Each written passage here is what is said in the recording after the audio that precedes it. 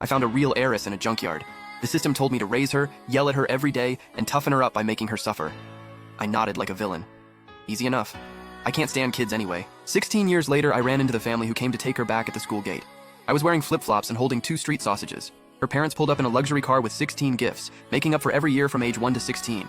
Tom looked me up and down. Thanks for everything all these years.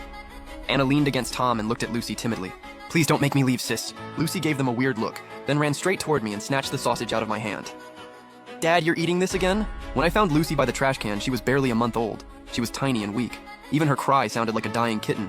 But the second I picked her up, she stopped crying. Those big round eyes stared at me, then curved into little crescents.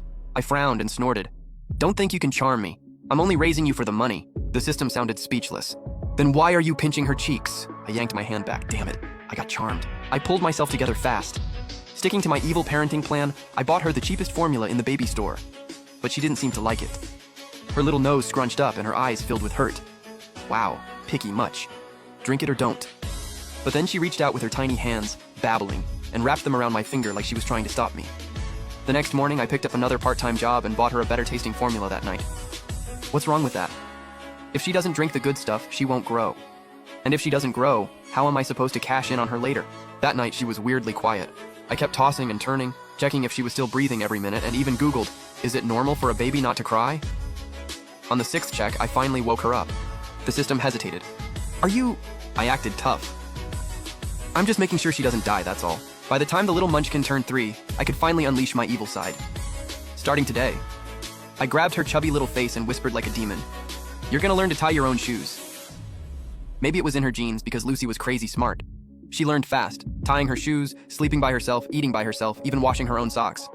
The system complained, how is any of that abuse? I let out a cold laugh.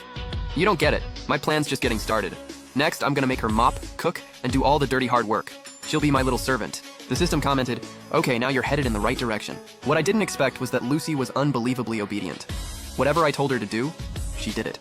But as her strict father, I couldn't allow even one mistake. So when she spilled the mop bucket, I crossed my arms and scolded her hard.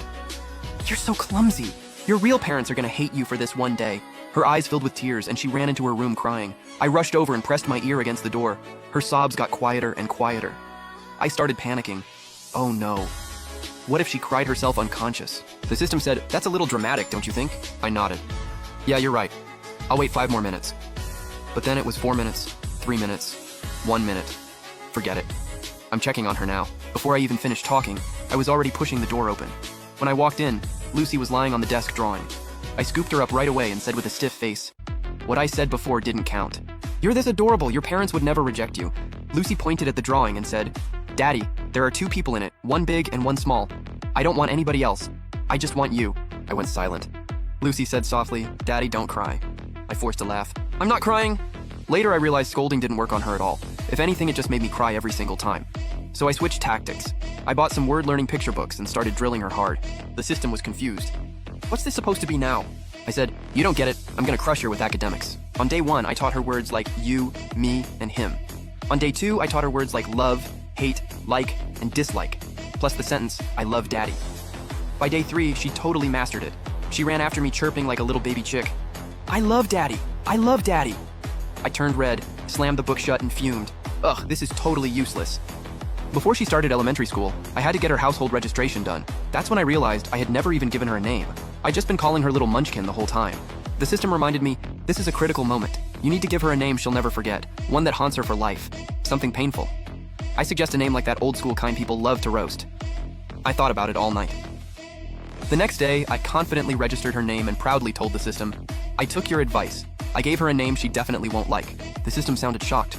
Oh wow, you finally get it.